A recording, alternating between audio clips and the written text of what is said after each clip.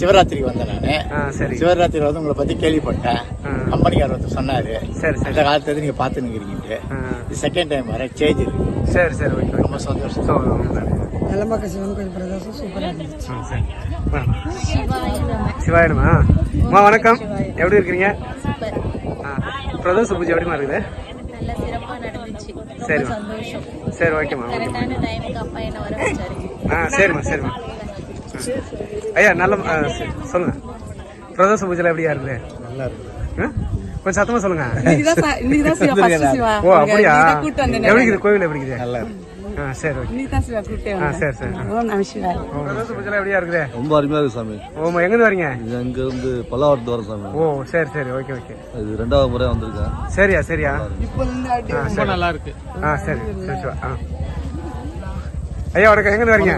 பெருமாட்டம் பெருமாட்டம் பிரதோஷ பூஜை எப்படி இருக்குது? நல்ல